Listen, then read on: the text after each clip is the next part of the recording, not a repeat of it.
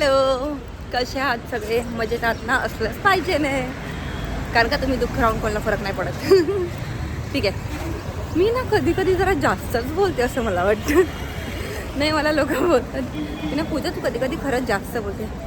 मी जास्त नाही बोलत, मी फॅक्ट बोलते यार, तुम्ही समजा ना. आज ना सकाळी मी एक व्हिडिओ ऐकला, माहीत नाही, कॅन्डल जेनरचा होता तो. प्रोनाऊन्सिएशनमध्ये चूक झाली असेल तर माफ करा, कधी कधी होतं माझ्याकडून असं. ठीक आहे. तर तिने ना एक गोष्ट म्हटली ती, जर तुम्ही तुमचं खुशी, हॅपीनेस जर दुसऱ्या कोणावरती डिपेंड असेल ना, तर तुम्ही आतमधून खुश नाही आहात. तुमची खुशी, तुमचा हॅपीनेस हा तुमच्यावरती डिपेंड असला पाहिजे, ना की तुमच्या आजूबाजूच्या लोकांवरती. ठीक आहे. गोष्ट एकदम सिम्पल आहे, छोटीशी आहे, पण तिच्या मागे एवढं मोठं महत्त्व आहे ना, ती खरंच तुम्ही बघायला पाहिजे. ना आपला आनंद कशात आहे ना, हे आपण शोधलं पाहिजे. आपला आनंद कधीच दुसऱ्यांवरती किंवा कोणत्या गोष्टीवरती डिपेंड नसला पाहिजे. आपण काय करतो, कसं करतो, हे जास्त इम्पॉर्टंट आहे, रादर दॅन दुसऱ्या लोकांना आपण खुश ठेवण्यासाठी करतो ते. आता फॉर एक्झाम्पल, तुमचे काही फ्रेंड्स आहेत ज्यांना एखादी तुमची हॉबी नाही आवडत आहे, लाईक जेणेकरून असं समजा की तुम्ही डान्स करता आणि त्यांना करता येत नाही आहे, तर मग त्यांच्यासाठी तुम्ही तुमची हॉबी सोडणार का? नाही ना. का सोडावी आपण कोणासाठी हॉबी आपली, किंवा दुसऱ्या कोणासाठी आपण स्वतःला का चेंज करावं? जर एखादी व्यक्ती, एखादा पर्सन आपला फ्रेंड असून आपण जसं आहे तसं एक्सेप्ट नसेल करत, तर मग अशा नात्याला काही महत्त्व आहे का? नाही ना. कोणत्याही नात्यामध्ये जरी तुम्ही गेलात तरी त्या लोकांना कळलं पाहिजे तुमची खुशी कशात आहे, आणि तुमच्या गुण दोषासकट तुम्हाला एक्सेप्ट केलं पाहिजे ना लोकांनी. ठीक आहे. जर ते नातं आयुष्यात पुढे जाते, मग ते मैत्रीचं असू दे किंवा दुसरं कोणतंही असू दे, डिपेंड ऑन द सिच्युएशन.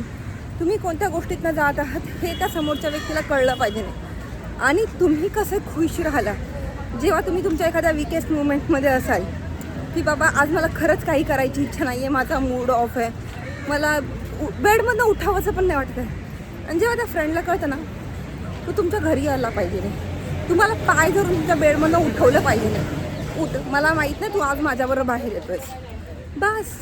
जास्त काही नको आहे. याला फक्त एफर्ट्स घेणं म्हणतात. आणि कोणत्याही नात्यामध्ये एफर्ट्स असणं हे खूप महत्त्वाची गोष्ट असते. मग ते आई वडील असू दे, भाऊ बहीण असू दे, मित्रमैत्रिणी असू दे, किंवा तुमचे जीवनसाथी असू दे. Effort is more important than love. लक्षात ठेवा. हा माझा कोट आहे, efforts is more important than love. ही गोष्ट नेहमी लक्षात ठेवा. आणि तुमचा हॅपीनेस हा नेहमी तुमच्यावरती डिपेंड असला पाहिजे, हे पण लक्षात ठेवा. आज जरा सकाळ जास्त ध्यान दिलं ना. आज मला वाटतं 10वी का 12वीचे पेपर आहेत, मला नाही माहिती कोणाचे पेपर आहेत, सॉरी, पण आहेत, पेपर्स आहेत एवढं मला माहिती आहे. कारण का आधी 12वीचे पेपर स्टार्ट झाले, मात्र वाटतं 10वीचे पण स्टार्ट झालेत, आणि अल्टरनेट डे त्यांचे एक्झाम्स आहेत. आमच्या वेळेस पण असंच होतं, जेव्हा की मला 10वी आणि 12वी खूप वर्ष झालेत, खूप म्हणजे ॲटलिस्ट 10 वर्ष झाले असेल. नाही यार, 10 नाही, जास्त वर्ष झालेत, 15 वर्ष झाले असेल मला 10ची एक्झाम देऊन, आणि आता मला काही आठवत नाही आहे. साईन कॉस थीटा मला काही आठवत नाही आहे. आणि आता ना आपला मेंदू असा झाला ह्या टेक्नॉलॉजीमुळे ना, आपण खूप कमी वापरायला लागलो आहे. आता तुम्हाला एखादी छोटीशी निबंध जर लिहायचा ना, तरी आपण AIची मदत घेतो. मी घेते कधी कधी, कारण का थोडेसे सेंटेन्स फ्रेज करायचे, पण थॉट प्रोसेस माझी असते. आता मला लिखाणात मी मदत घेत नाही, कारण का त्या लोकांना एवढं मराठी किंवा त्यांना तेवढं कॉन्सेप्ट समजत नाही जसं आपल्या डोक्यात असतो. आणि मी थोडं ट्राय केलं होतं AIची मदत घ्यायला लिखाणामध्ये, पण नाही झालं ते, कारण का त्याची थिंकिंग प्रोसेस खूप वेगळी आहे. त्याची थिंकिंग प्रोसेस फक्त ग्रामर आणि दुसऱ्या गोष्टींमध्ये, माणसासारखी थिंकिंग प्रोसेस नाही आहे. आणि ज्या लोकांना वाटत असेल ना की AI आपला जॉब घेणार आहे, असं काही होणार नाही आहे. AI तुम्हाला मदत करू शकतो, तुमचा जॉब नाही घेऊ शकतो, कारण का प्रत्येक गोष्टीला एक ह्युमन टच असतो, आणि AIमध्ये तो नाही आहे. भले रोबोट कितीही ॲडव्हान्स होते, काही होते, हे नाही आहे शक्य. काही लोक म्हणतील हां तुला लय माहिती, अरे माहिती आहे, कॉमन सेन्स आहे गोष्ट. त्या मशीनला कमांड देण्यासाठी माणसं हवी, तर तुमचा जॉब नाही घेणार, तुमच्या जॉबमध्ये मदत जरूर करेल तो. ज्या लोकांना मला काय म्हणतात, कॉन्सेप्टसाठी विचारा किंवा बाकीच्या गोष्टींसाठी विचारा, हे मदत करू शकतो, PPTमध्ये मदत करू शकतात, पण तुमचा पूर्ण जॉब नाही घेऊ शकतो. त्यामुळे AIला थ्रेट समजण्यापेक्षा ना, त्याच्या बरोबरीने जगायला शिका, आणि तुम्ही कसं त्याच्यावरनं जास्तीत जास्त कामं करून घेऊ शकता हे पण शिका. AI आपला टाईम कमी करणार आहे, वाढवणार नाही आहे. त्यामुळे त्या हिशोबानेच तुम्ही तुमचं लाईफस्टाईल इथून पुढं जगा किंवा प्लॅन करा. अरे यार, आज मीला तुम्हाला ज्ञान दिलं ना. तुम्ही म्हणता सांगा अरे यार ही किती ज्ञान देते. ठीक आहे, कधी कधी मी बोलते जास्त, पण इट्स ओके. मला आवडतं बोलायला. आणि ज्यांना नाही ऐका टाईम मिळायला, ज्यांना ऐकायला नाही आवडत त्यांनी पण ऐका. ऑप्शन नाही आहे तुमच्याकडे. ठीक आहे, चला. ज्या लोकांनी माझ्या चॅनलला सबस्क्राईब केलं आहे, लाईक करा, कमेंट करा, सबस्क्राईब करा, शेअर करा प्लीज. एक सबस्क्राईब, फक्त एक सबस्क्राईब, एक like please. Thank you. Hi people, मी निघाली आहे ऑफिसमधनं. दुपारचे 3:15 वाजले आहेत. मला इतका आनंद होतो आहे की मी टायमात नाही, थोडं लेटच झालं, पण ठीक आहे. 7:30-8ला निघण्यापेक्षा मी 3:15ला ऑफिसमधनं निघाली आहे. बघितलं. ठीक आहे. तर आज माझी 2-4 कामं आहेत. आज मी तुम्हाला कोकण बाजाराचा ब्लॉग पण दाखवणार आहे. आणि हां, आज मला कुठेतरी जायचं आहे, बाहेर जायचं आहे. तर जाऊ की नको हा पहिला प्रश्न आहे.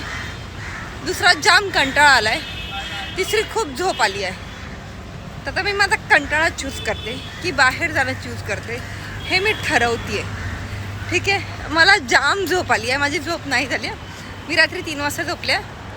2 वाजेपर्यंत मी तुम्हाला बोलते मी लिखाणाचं काम करते. काल मी माझी नवीन स्टोरी लिहायला सुरुवात केली होती.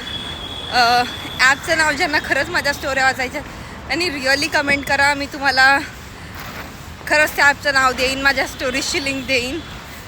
आणि मी तुम्हाला माझ्या स्टोरीजचं एक वेगळं अकाउंट आहे, तिकडे रिडायरेक्ट करेल. इन्स्टाचं वेगळं अकाउंट आहे, मी तिकडे तुम्हाला रिडायरेक्ट करेल. ठीक आहे.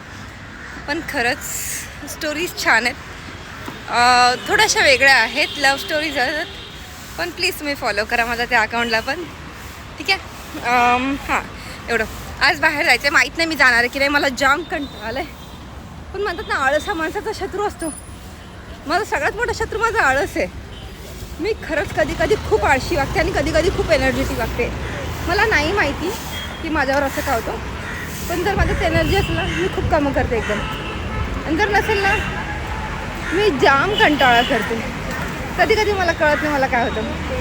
आता उद्या माझ्या आरीवर्कच्या क्लासेसला सुट्टी आहे, कारण का जे माझ्या अगोदरची बॅच होती त्यांचं कॉन्व्होकेशन आहे. माझं पण कॉन्व्होकेशन होणार आहे 1 महिन्याने. तोपर्यंत माझं सगळं होऊन जाईन आरीवर्कचं सगळं. मला खरंच माहीत नाही मी जाऊ की नको. मला जाम कंटाळा आला आहे. बघूया आता, विचार करते.